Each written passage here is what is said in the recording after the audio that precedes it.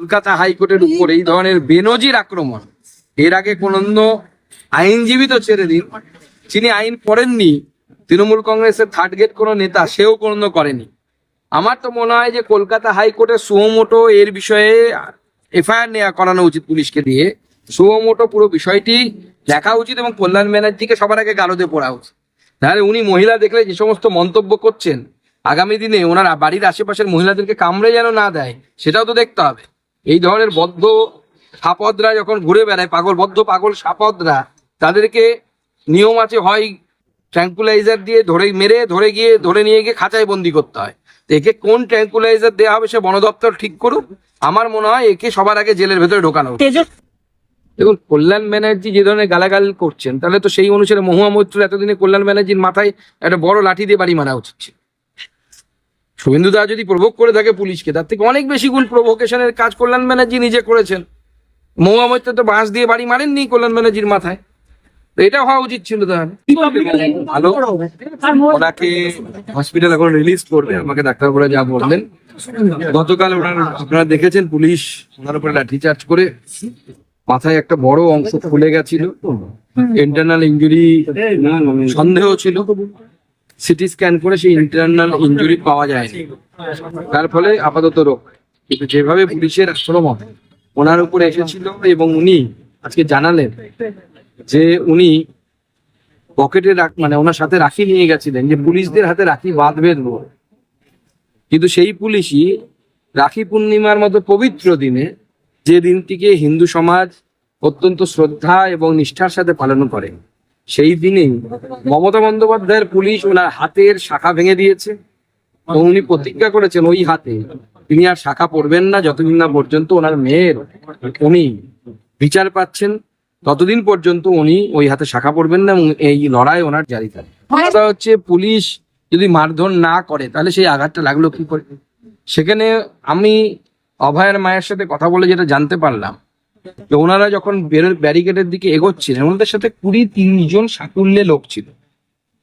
20-30 জনের একটা মব, তারা যাচ্ছিলেন সামনের দিকে। কারো হাতে প্ল্যাকার্ড পর্যন্ত ছিল না, যে প্ল্যাকার্ডের সাথে একটা কঞ্চি থাকবে সেটা পর্যন্ত থাকার জায়গা ছিল না।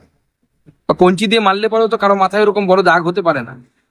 আর যে কথা বলা হচ্ছে যে কেউ ঠেলে ফেলে দিয়েছে বা অমুক, আজকে উনি অভয়ের মা আমাকে স্পষ্ট করলেন যে এটা সম্পূর্ণভাবে মিথ্যে কথা বলা হচ্ছে।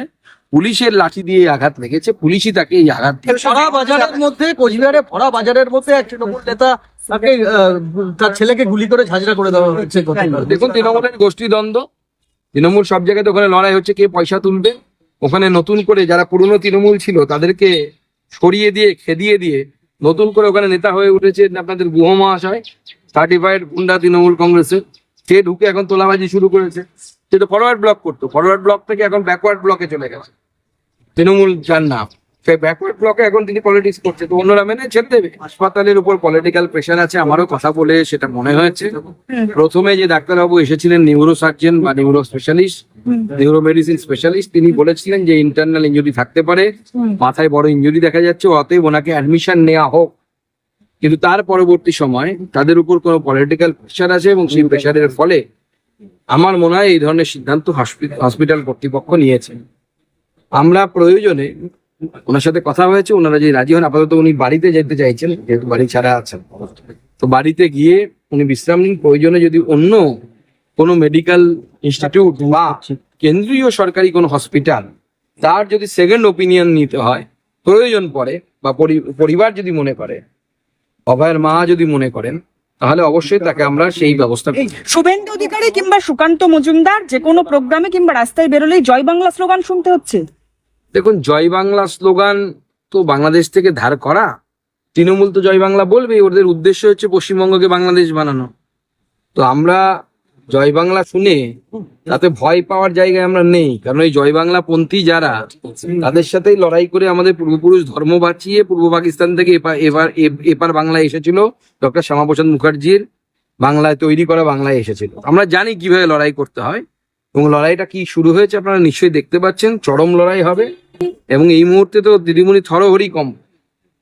এসআইআর যদি লাগু হয় পশ্চিমবঙ্গে, এবং আমার বিশ্বাস নির্বাচন কমিশন এসআইআর লাগু করবে, প্রথমেই তৃণমূল কংগ্রেসের প্যান্ডাল উঠে যাবে। বাংলাদেশে গ্রেপ্তার হয়েছে, তাদের ভারতীয় পাসপোর্ট আছে, তার ওয়াইফের যে ওয়াইফ, তার আধার কার্ড, ভোটার কার্ড সব ভারতীয়। তারা বাংলা ভাষায় নিশ্চয়ই কথা বলেন, নিশ্চয়ই আপনারা দেখেছেন ক্যামেরাতে, নিশ্চয়ই তারা বাংলা ভাষায় কথা বলে। কিন্তু ভারতীয় আমরা এটাই তৃণমূল কংগ্রেসকে বলছি, তৃণমূল কংগ্রেসকে এটাই বলছি যে বাংলা ভাষায় কথা বললেই সেই বাঙালি হলেই সে ভারতীয় হয় না।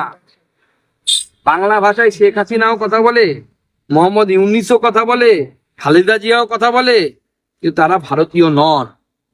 বাংলা ভাষায় কেউ কথা বললে পরেই সে ভারতীয় হতে পারে না। আর যে পাসপোর্টের কথা বলছেন, পাসপোর্ট তৈরিতে মূল যে বিষয়টি থাকে সেটি হলো লোকাল পুলিশের এনওসি। লোকাল পুলিশের কাছ থেকে এনওসি নিতে হয়, এবং পশ্চিমবঙ্গ পুলিশের কাছে আপনি পয়সা না দিলে সেই এনওসি পাবেন না। পশ্চিমবঙ্গ পুলিশ এমন ব্যবস্থা করে রেখেছে। সেই পশ্চিমবঙ্গ পুলিশ এবং এই পয়সা তুলে তুলে কত বাংলাদেশিকে যে পাসপোর্ট পাইয়ে দিয়েছে, যে পাসপোর্টকে ভারতবর্ষের এসআইআর থেকে শুরু করে সব ধরনের এই যে নিরীক্ষণগুলো হয়, সেই নিরীক্ষণে সব থেকে গুরুত্বপূর্ণ তথ্য হিসেবে ধরা হয় পাসপোর্টকে, সব থেকে ওয়েটেজ দেওয়া হয় এই পাসপোর্টকে। সেই পাসপোর্টকে মমতা বন্দ্যোপাধ্যায়ের সরকার জল ভাতে পরিণত করেছে। আমি আপনার এই প্রশ্ন সূত্রে আপনাদের মিডিয়াকে জানাতে চাই, রিসেন্টলি আমার কাছে একটা খবর এসেছে, মালদা পোস্ট অফিসে যবে থেকে এসআইআর এর বিষয় এসেছে, সেই পোস্ট অফিসগুলোতে হঠাৎ করে বিশেষ ধর্মীয় সম্প্রদায়ের মানুষের পাসপোর্ট তৈরির হিড়িক পড়ে গেছে। আপনারা নিজেরাও খোঁজ নিয়ে দেখুন, আপনাদের মালদায় যদি প্রতিনিধি থাকে সেই প্রতিনিধিদেরকে পাঠান, দেখতে পাবেন পাসপোর্ট অফিসে হঠাৎ করে পুলিশি ডকুমেন্ট তৈরি হয়ে যাচ্ছে, সমস্ত ডকুমেন্ট চলে আসছে। তারপরে পাসপোর্ট ডিপার্টমেন্ট যদিও ভারত সরকারের আন্ডারে কাজ করে, কিন্তু যেহেতু সমস্ত ডকুমেন্ট পশ্চিমবঙ্গ পুলিশ থেকে শুরু করে সবাই তৈরি করে হাতে দিয়ে দিচ্ছে, বিশেষ ধর্মীয় সম্প্রদায়ের মানুষদেরকে নাগরিক বানানোর জন্য জোর করে এই ধরনের একটা চক্রান্ত চলছে বাংলার ডেমোগ্রাফি জনবিন্যাসকে পরিবর্তন করা। কালকে তামান্নার মা এসেছিলেন দেখা করতে অভয়ার মায়ের সাথে, দুজন একই সাথে লড়বেন এই অঙ্গীকার করেছেন। সমস্ত মায়েদেরকে আমি আহ্বান জানাবো, যাদের মেয়েরা এইভাবে ধর্ষিতা হয়েছেন, ধর্ষিত হতে বাধ্য হয়েছে, তাদেরকে বাধ্য করা হয়েছে, বা তাদের মেয়েদের এইভাবে কম্প্রোমাইজ করতে হয়েছে কখনো কলেজের নেতাদের মন রাখতে গিয়ে, বা কলেজের নেতাদের কাছ থেকে সামান্য কিছু সুযোগ সুবিধা পাওয়ার জন্য, তাদের সকলকে এক হওয়ার জন্য আগামী দিনে আপনার মেয়েদের ভবিষ্যৎকে, আপনার মেয়েদের ভবিষ্যৎকে যদি সুরক্ষিত করতে হয়, সমস্ত মায়েদেরকে এক হতে হবে।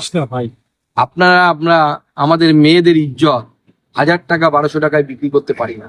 তেজস্বী যাদব অভিযোগ করছেন বিহারের উপমুখ্যমন্ত্রী বিজয় কুমার সিনহার দুটো এপিক নাম রয়েছে, দুটো আলাদা বিধানসভা কেন্দ্রে। তাহলে এই যে প্রতারণা, সেই প্রতারণাটা কে করছে? দেখুন, প্রথম কথা হচ্ছে, আপনি ভোটার কার্ডের বা ভোটার লিস্টের নাম আপনি দরখাস্ত দিয়ে নির্দিষ্ট ফর্ম আছে ফিল আপ করে ট্রান্সফার করতে, সেই নাম ট্রান্সফার হওয়ার পরও সেখানে যদি নাম থেকে যায়, সেই দায় তো নির্বাচন কমিশনের, যে ব্যক্তি তার তো দায় না। গত 3 মাসে 500-এর বেশি ইমিগ্রেশন অনুপ্রবেশকারী ধরা পড়েছে, যাতে এসেছে। এরা মেডিকেল ভিসা নিয়ে আসছে এবং বেরিয়ে যাচ্ছে, এই পশুদের বসতির সঙ্গে মিলে যাচ্ছে। দেখুন, 1971 সালে বাংলাদেশ তৈরি হওয়ার পর প্রথম একটা বড় ইমিগ্রেশন হয়েছে 1947 সালে। 1971 সালে বাংলাদেশ হওয়ার পর থেকে প্রতিনিয়ত সেখান থেকে মানুষ এই ভারতবর্ষে এসে ভোটার কার্ড, আধার কার্ড তৈরি করেছে। এটা সত্য, এটা কেউ অ্যাকসেপ্ট করুন, কেউ হয়তো বালিতে মুখ ঢুকিয়ে থাকতে পারেন, কিন্তু এটা অস্বীকার করার জায়গা নেই। আমি যেহেতু সীমান্তবর্তী এলাকার মানুষ, আমি ছোট থেকে ওখানে বড় হয়েছি, স্কুলে পড়েছি, আমরা স্কুলে দেখেছি বছর পর বছর বাংলাদেশ থেকে, আমাদের থেকে একটু বয়সে বড়, তারা এই পাড়া বাংলায় আসতে বাধ্য হবে। এটা ঐতিহাসিক সত্য। তার জন্য আমাদের কেন্দ্র সরকার সিএ এনেছে, কারণ ওখানে বাঙালি হিন্দুরা থাকতে পারছে না। কি করবে? চোখের সামনে মেয়ের ইজ্জত নিতে দেখবে? সম্ভব? কোনো বাবা মায়ের পক্ষে পালিয়ে আসতে বাধ্য হচ্ছে। সুকান্তদা, একটা প্রশ্ন ক্যামেরা থেকে তাকিয়ে, এসআইআর নিয়ে এবার বিতর্কের মাঝেই শিলিগুড়িতে পোর্টাল চালু হয়েছে, পুলিশ এখানে অনুপ্রবেশকারী খোঁজার জন্য পোর্টাল চালু হয়েছে। যদি অনুপ্রবেশকারী নাই থাকে, তাহলে পুলিশ কেন পোর্টাল চালু করছে? দেখুন, পুলিশও জানে অনুপ্রবেশকারীতে রাজ্য ভর্তি, সবে নির্বাচন কমিশন টাইট দিতে শুরু করেছে, স্ক্রু ঘোরাচ্ছে সবে। 3টে অবধি সময় দিয়েছে তো চিফ সেক্রেটারিকে, 3টে অবধি সময় দেওয়া আছে ওই 4 জন অফিসার যারা ভোটার লিস্টে কারচুপি করেছিল তাদের বিরুদ্ধে ব্যবস্থা নেওয়ার জন্য। দেখুন না কি হয় ধীরে ধীরে। সবে তো ট্রেলার দেখানো শুরু হয়েছে, এরপর অনেক বাকি আছে ফিল্ম। নির্বাচন কমিশন যদি কড়া হাতে ধরে, এই রাজ্য সরকার ট্যাপও করতে পারবে না এবং 50-এর নিচে সিট নেমে যাবে। কোচবিহার